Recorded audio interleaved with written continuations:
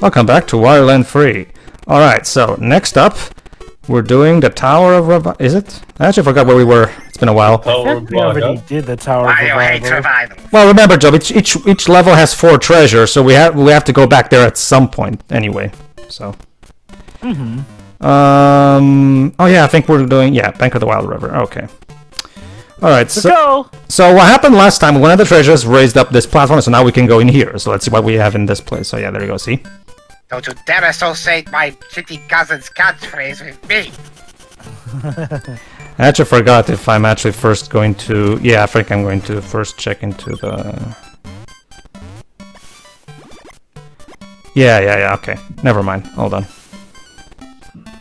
Basically, there's still a red treasure that I can get from for other means, so I'm gonna get that first.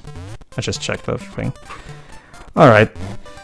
So again, one of the things that I also have to mention is that much like Wario Land 2, there are certain walls that can be broken without actually having any actual knowledge of the. Usually, it's for environmental cues like these. So you notice how that particular bit was a bit, protruding for it. So that was kind of supposed to be your kind of hint. So let's see what we have here. All right. So since I got a GameCube recently, what good Wario games are there for? There's only one GameCube World. Wario World. Two technically, two. Wario World and that WarioWare game. Oh right. I forgot. Right, there was a WarioWare game on the GameCube. I'm so used to associating WarioWare with handheld stuff. Yeah. Well, to be fair, there was also one on the Wii and on the Wii U. Yeah. So WarioWare games have been on consoles as well. There's one on Switch now. Well, when it comes to the Wii, I mean, obviously the eShop, so I'm not too surprised there. But usually with WarioWare, I have to think, handheld affair and whatnot. Well, true, but both the Wii U and the Wii game were released physically. They were. God, there was a WarioWare game on the Wii U. So so those grey-looking coins, what do they do? Did they take away money? They're the equivalent of you can even hear the exact sound effect on Wario Land 2. Basically, they're special coins that give you 10 in this game. It's 10 instead of 100. I thought that was because considering how grey it looked, I thought it would be a coin that would lose you money. There you go. This is another thing. Hold on. There you go. See, the fact that there was an enemy that burns you in there, that was your hint that the fire form would be needed, basically. So the game does operate on these minor environmental cues. Neat. Again, this is exactly the kind of thing that could have really worked with Zelda 1 remake if they wanted to really maintain the sense of secrecy of that game. There you go. This is one way you could do it without making things obtuse. Who knows? At some point, we might actually get a Zelda 1 remake. I hope so. Well, yeah, because there's a lot of new Zelda newcomers who are still intimidated to try that game out because of how obtuse and outdated its design is, and for good reason. Which is why, again, like I said, priorities should have been taken into remaking that game over Link's Awakening. Because Link's Awakening actually... Go on. Wouldn't it be funny if eventually Nintendo just decide, okay, you know what? Nobody plays Zelda 1, so from now on, it's Link to the Past. That's the official start of things. Mm-hmm. Sure, fine.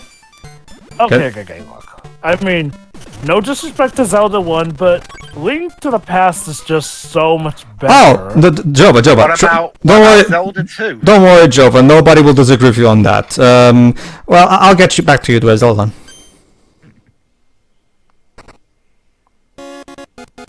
Magnifying glass. It's a bubble one. Is it? Oh, a magnifying glass. Probably is that. Well, let's see. I think there's... Basically, what it does, allows it to check the treasures of the level before going into the level. So yeah, magnifying glass. So, okay, don't get me wrong, that's a nice feature, but I don't know, I get the feeling this should have been just a natural, innate feature right from the get-go, but I guess that's something. I get that feeling. Probably more for cleanup purposes. Possibly that. It's too. similar to the map-o-matic in the Ratchet and Clank games. You get it usually towards the end for cleanup objects, but you haven't actually, got yet. All right, so Okay. Sorry, go on. I guess to be fair, if you're going for just a regular playthrough, you probably don't need it. But I guess Tio does have a point that thing would mainly come in handy if you're trying to go for a specific set of treasures or, again, essentially trying to go for cleanup purpose. So I can sort of get it. I do agree that I would have preferred that it were a thing from the get-go, albeit something that you can earn a lot more easily than having to be an item that you find. Like, okay, I do get having to earn it, but I do think that maybe it should have been something that, got earned a bit more... I guess sooner? Actually wouldn't be the best word because technically it is natural since you're maybe sooner. These treasures. Like maybe Yeah, kind of like how in Kingdom Hearts 1, well technically all of them. Like in Kingdom Hearts 1, you have to get the scan ability, and when you learn it, depends on what weapon you choose at the beginning of Kingdom Hearts 1. Never got why they made of all things the ability to see a health bar, something that you had to earn. That's because Jova, that game was still made at a time where it wasn't common. It wasn't the normal standard to have that in action RPGs still. Anyway, boss battle. So what about Zelda? What about Zelda 2? Well, hold on, let me explain this, boss. Okay, so first you have to hit him in the head, which will cause him to do this, and you have to hit him. Now you have to hit him from below. That's basically it. They like this. Okay, I know that's supposed to be a squid, but at first glance it looks like a Furby. Maybe he's a kid. What? But it doesn't have the huge ears of a Furby. But it has the face of one. Not seeing it, I'm sorry. Not really seeing it. So, considering Zelda 2 has even bigger complaints of... well, Zelda 2 is its own can of worms. It's a game that's incredibly cheap and very unbalanced. Oh my god, Wario! That squid had a family! Did it? You stole its Halo, you monster! The squid should have thought of its family before trying to kill me. It was trying to get food for its family, you monster! Well, guess what? It's a dog. It's a dog eat dog world. Sorry, guys. Anyway. Or in this case, Wario eat squid world. Exactly. I mean, to be fair, given what we've seen Mario do to squids, that's almost kind of tame by comparison. But yeah, this level. Me when I do it. But yeah, this level, Tidal Coast, is actually its own a very unique level within the game because it's all about these rocks that you have to consistently try to find your way to, break whatever blocks are breakable, basically, and just find your way through this kind of maze, kind of level. As for Zelda 2, now this thing is, Zelda 2 is incredibly unbalanced and very cheap, especially because of its knockback. Like every time you get damage, you get knockback, and because there's a lot of platforming in the game, you can probably, and there's a lot of bottomless pits, yeah, you can probably guess where I'm going with this, right?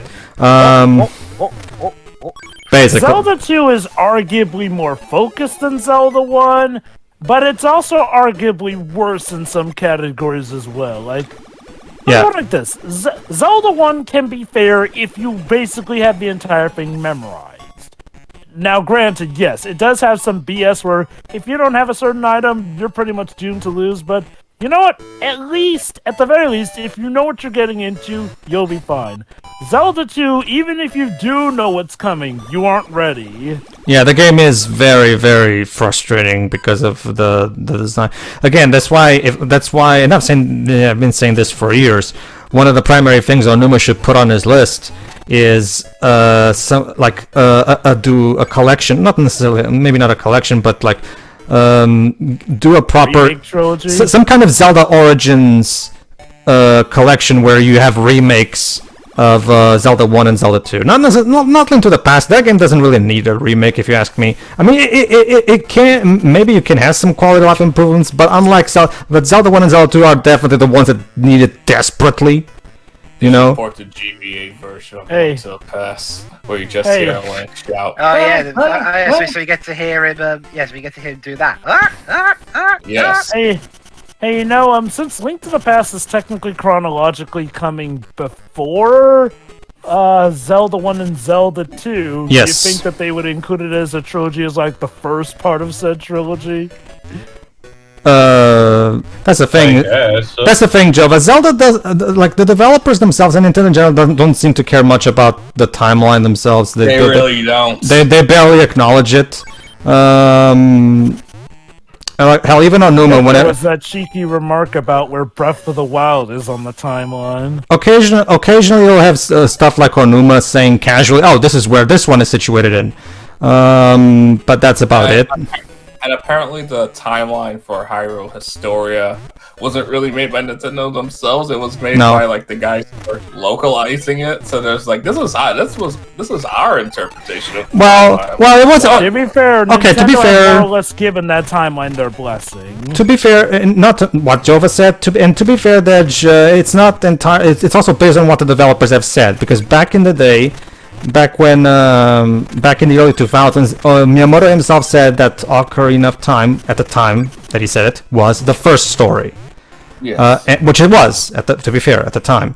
And then when Waker came out, Onuma said that it took place 100 years after the ending of where Link is in adult. Because the split timeline that you see in the Hyrule Historia was actually being confirmed by Onuma himself. Years before Hyrule Story was a thing, so it's not like they pulled the two timeline thing out of their asses. No, they were actually. Oh no! Not the two timelines. Like, yeah, Ocarina happened first, but I'm sorry, like everything that happened, that led up, that entire map, that was more their interpretation of it, and then people was like, doesn't make any sense. It's It's one of the basically Onuma confirmed that Wind Waker takes place 100 years after after the ending where Link goes back to the past and lives his lost childhood, and Zelda's left alone and everything, which is why eventually Ganon, when he breaks out of the Sacred Realm, he can take over because there's no Link there to stop him. And the gods have to basically drown Hyrule to stop him, which is why Hyrule is under sea in Wind Waker. Teo,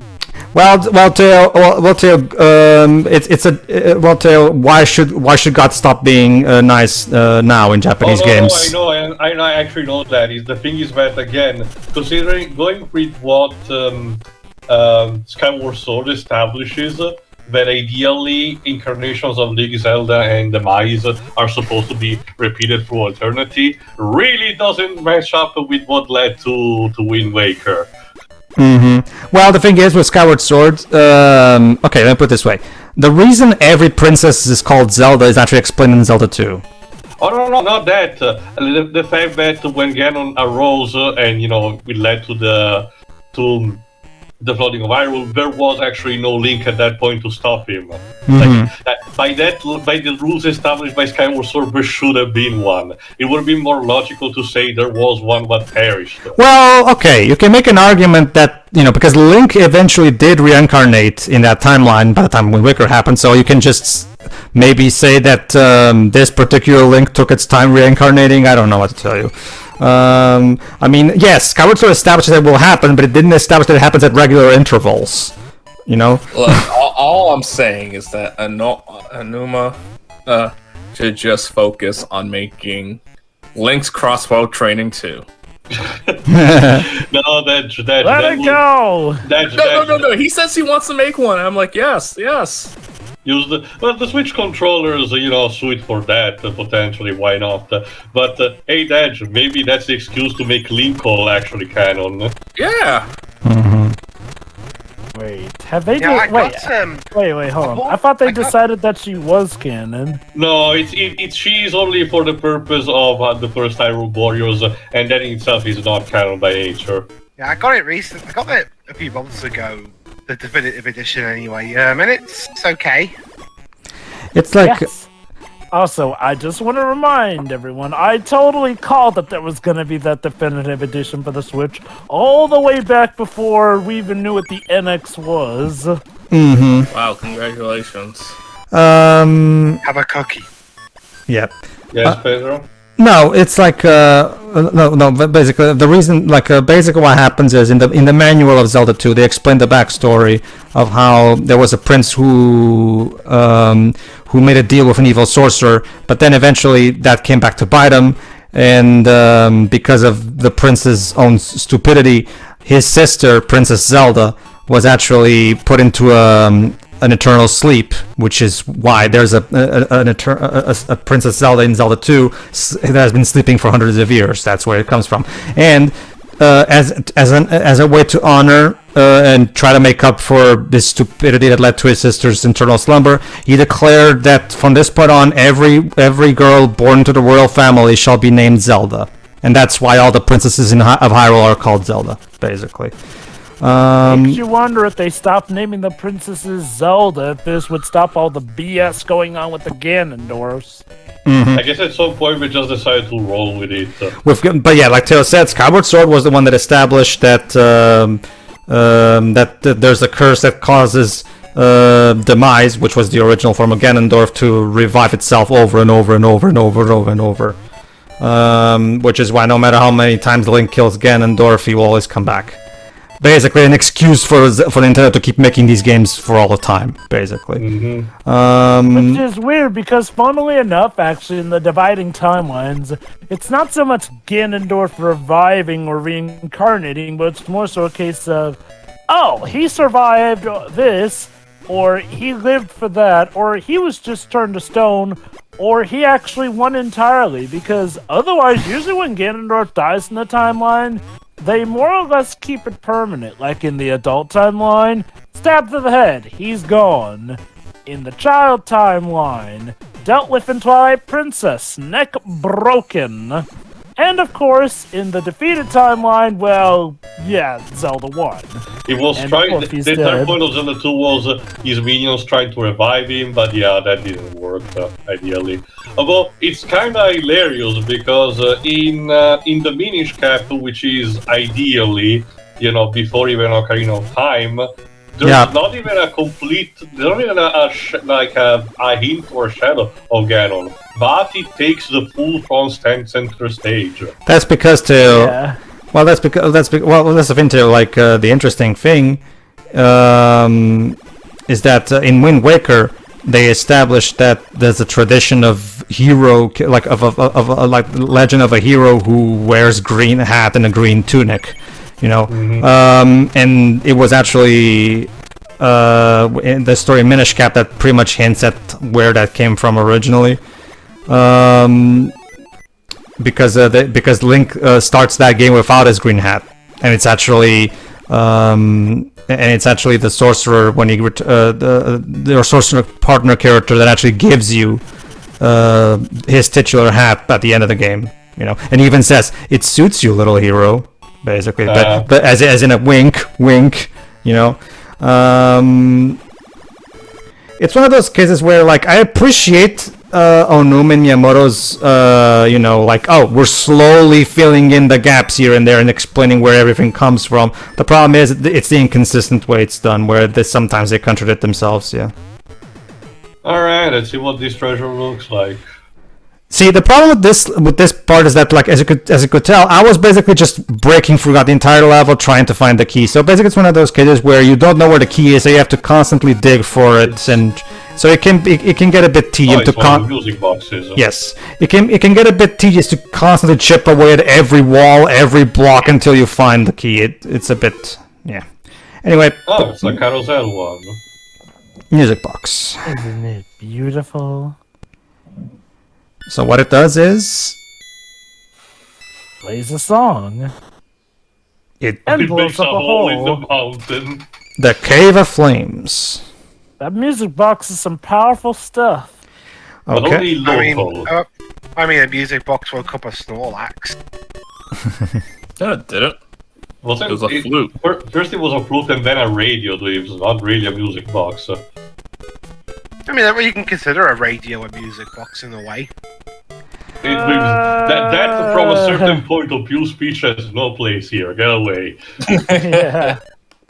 Yeah, Okay. I'm making it a place. Alright, so the Cave of Flames is exactly what you'd think so when you look at the map screen. It's a An volcano. ice dungeon, of course. Yeah. That would be Welcome to Skull Mountain, Wario Edition. well, with a name like Cave of Flames, what do you expect? It's a volcano, yes. Well, it's kind of like with it's kind of like with Interference Rev. We have the Yaragon lava flows. Yeah. I wonder what kind of level it is with that name. You know. I actually forgot already a testament to how the level design is relatively bland. Did Fairfax Red at a sewer level? I forgot. No. The closest I remember at least was the prison one at the beginning, but that's not it. Nope. No sewer level. Figures. No, it's we did, however, have an ice cavern where Aaron was incredibly surprised to find out that the ice cavern was in fact cold. So that was that. Yeah. There's the treasure, but no key. But I also found it interesting that again, I'm probably just missing the timing on this one, but I find it interesting that the CDI, at least 2 out of the 3 CDI games, when it came to Zelda, decided to use the formula of the second game, and only one decided to copy instead the formula of the first, and subsequently, Link's Awakening. Sorry, not Link's, well, Link's Awakening as well, but Link to the Past, sorry. But that makes me wonder why they chose the second game as a basis. I guess it made more easier for them for the painted background, and the background made be outsourced, probably. And even then, it still did not work because the heat detection is all over the place with those.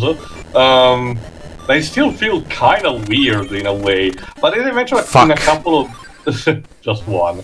As I mentioned in a different place... I get the idea that a revival of sorts of of the Zelda 2 formula might have a place in today's. Oh yeah, definitely.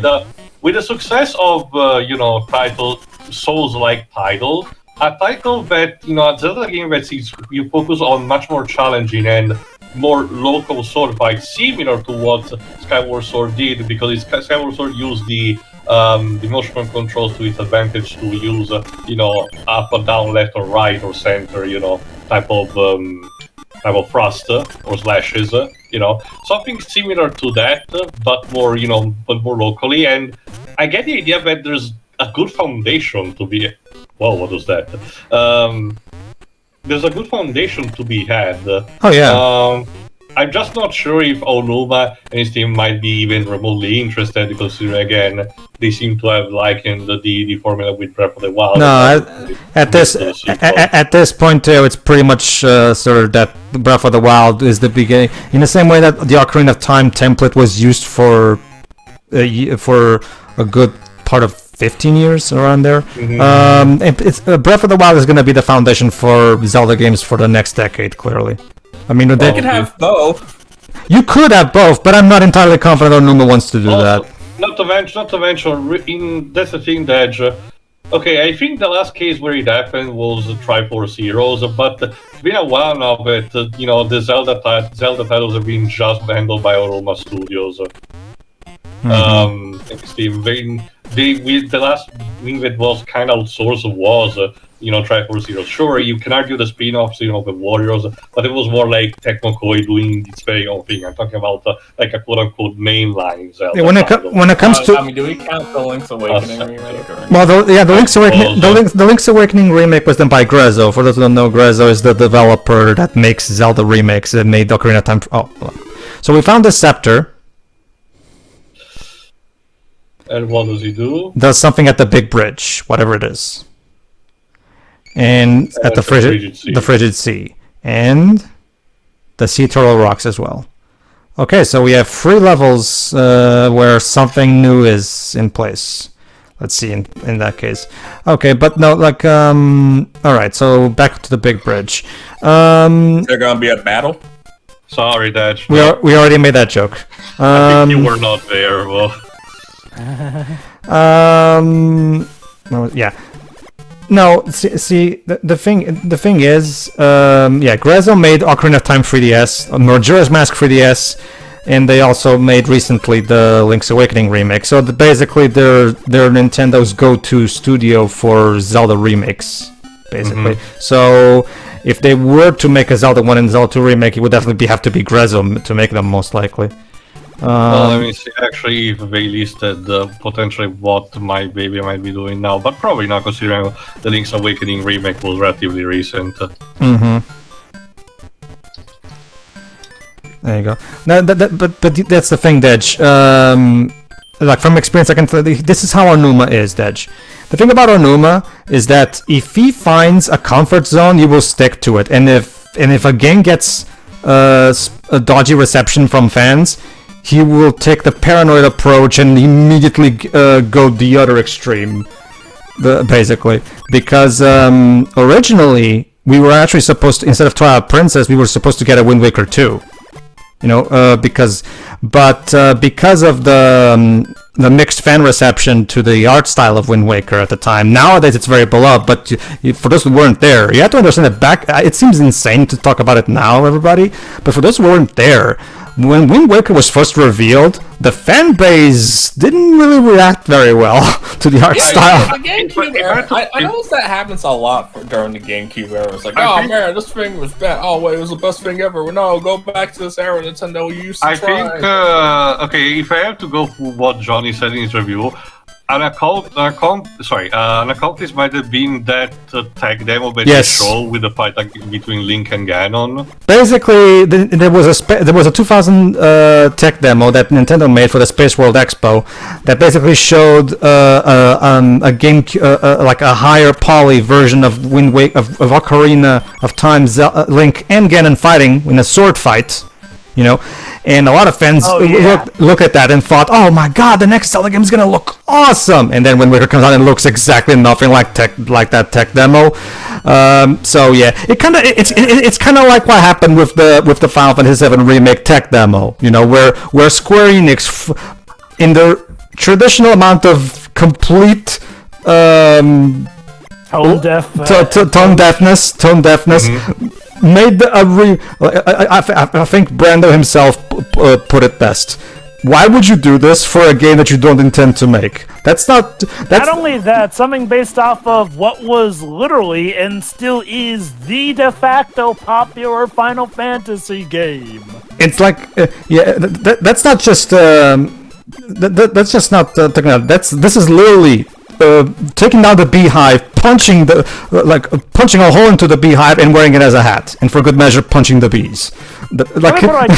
This is like if Sony had presented footage of the Insane trilogy for Crash, and then it turned out, no, that's just a tech demo. In fact, here's just a remaster of Crash 1. And then they just give us like the PS3 digital download thing. Oh wait, that's right, Square kind of did that themselves when they did that remaster thing of Final Fantasy VII. Don't get me wrong, it was nice to give it all the cheats and everything, but given the setup and build-up, you cannot blame people for having expected the 7 remake, and then Square, in their typical please be excited fashion, were surprised that people weren't as hyped about that as they would have been with, say, a 7 remake. To get back to Zelda, no, a similar thing happened with where that tech demo, once again, was only meant to showcase what the GameCube was capable of doing in comparison to the N64. It was never meant to be a representation of what the next Zelda game would be like. Miyamoto himself has said that one of the big reasons they went with the cel-shaded art style for Wind Waker was because of 2 reasons. One, it would make the game look pretty while still being technically simple, and as a result, it would allow them to not completely remove them from the equation, but make loading times a non-issue. You know, because now that they were working with discs rather than cartridges, now they had to account for load times. So how do we make it so that the player will be able to explore and go in and out of dungeons without having to deal with load times? The cel-shaded art style allowed them to load the assets way quicker than they would if they would have taken a more Ocarina time realistic approach. You know. And that was the primary reason. And they were very enamored with that particular game, and one way intended to even make a proper sequel to it, which would later... The Wind Waker did technically get sequels via the DS, the Phantom Hourglass and Spirit Tracks. Those games take place in the Wind Waker timeline, and it takes place right after it. It's done with Phantom Hourglass is still done with the same Link and Tetra from Wind Waker, but Spirit Tracks already deals with reincarnations of those two. Anyone ever play Candace of Hyrule? Yeah, Cadence of Hyrule is pretty good. Cadence of Hyrule is Cadence of Hyrule. Cadence, the way you The Crypto Dinosaur crossover. Yes. What is this? Yes, the way you pronounced it, it sounded like you were saying Candles of Hyrule. Also, I found in the meantime what Grezzo has been doing. They actually were responsible for the Switch version of Miitopia, the 2021. Makes sense. Sure. Neat. Alright, so I just wanted to check real quick what the levels were. Basically, yeah, if I remember correctly, at this point in the recording process, I actually forgot what were the other two levels, so I just asked the game to remind me, basically. Okay. Frigid Sea. No, but it's one of those cases where, and in fact, it was actually, and basically what happened was after that reception to Wind Waker, Aonuma wanted the Wind Waker 2 we were going to get on the GameCube, ended up, being reworked and became Twilight Princess. In fact, the final boss battle of Twilight Princess was literally made specifically to appease those who wanted that tech demo to be a thing, because the final boss battle of Twilight Princess Dej is a sword fight between adult Link and Ganondorf, just like in that tech. And it is awesome! Oh, it is! It is awesome, don't get me wrong, I am not... If you don't pull out your fishing rod. True. That's a tradition too, to be fair. Pulling out the fishing rod and finishing off Ganondorf with it is priceless. Oh yeah, no, this started in Ocarina of Time, because in Ocarina of Time you can also use the bottles. Yeah, so this is kind of became a 3D Zelda tradition of sorts when you're fighting Ganon anyway, so whatever. Like, Twilight Princess to this day is still my favorite Zelda game. I mean, yes, it's not perfect, but it's just, okay, if I had to pick a game that does feel like the true end to all Zelda story-wise, Twilight Princess feels like just that right amount of climactic stuff. You got new bad guys, you got Ganondorf doing this classic thing of hijacking the plot, this time in an incredibly dark way, and Midna's a great character too. The Midna's a much better guest character than Navi, yeah. But this no. Fee. Fee, yeah. Honestly, I feel like Navi gets a little too much hate. Oh, don't get me wrong, she could come off as a bit annoying, but she's actually pretty helpful overall. My thing with Twilight Princess is that I don't find the side, like for example Ilia is as bland as a piece of toast, if you ask me. She's no Saria, exactly. Thank you, Dej. No, I'm genuinely serious. Like compared to Saria from Ocarina of Time, which is such an iconic and beloved character among the fans. Like Ilia is a character that, like, yeah, that's the thing, Dej. Most people will react the same way. Ilia, oh yeah, Ilia, that was a character that. You would be hard pressed to find Ilia defenders because she's just bland. She's the princess, and even I won't really argue against that. I mean, she's fine, she's there to be kidnapped so you can save her before Zelda comes in, of course. Is she the girl that you're best friends with in the village? Yes. Well, okay. let me put it this way, that Saria and Ocarina of Time, they do that a lot better, which is interesting because that game was directed by Miyamoto, which you know how Miyamoto is, of course, the anti-story guy, as is well known for. I feel like the whole anti-story guy is a bit exaggerated. It is. It really is. Like, Miyamoto is not necessarily a guy looking out to destroy story. Now, is he... Yeah, okay. Now, is he, like, geared towards story? No, but honestly, he's not really this guy who's completely against story here and there. Like, okay, the one time that he was really responsible for that was with Paper Mario, and yes, that one did hurt. Galaxy 2. Yeah. Basically, Jova, the story of Galaxy 1... but I feel like people think, oh, he hates story. Is like no. It's not so much that he hates it, it's just that he sees it as something that's superfluous. I mean, I'll say this. I'm not surprised that he still did have story details in Ocarina of Time. My guess is more so that he felt that story details in, say, something like Mario may not have been as necessary as much. And that's not to say he was Oh, look, going out of guys. his way to get rid of them. We found the Castle of Illusions.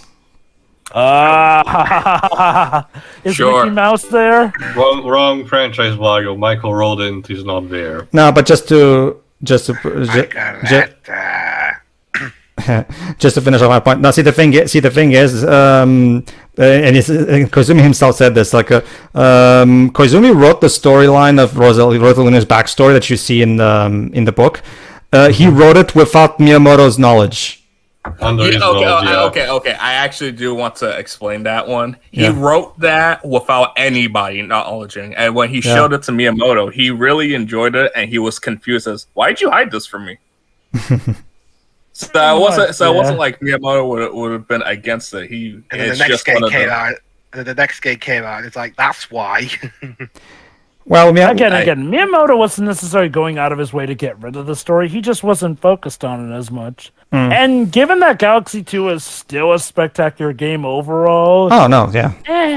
I mean, okay, I let guess me put it like this. opinion just soured because he tried to get rid of story in an RPG. Yeah, that Sticker Star was the one that really soured people on the whole. The funny thing is, he did play Sticker Star, and he didn't like it.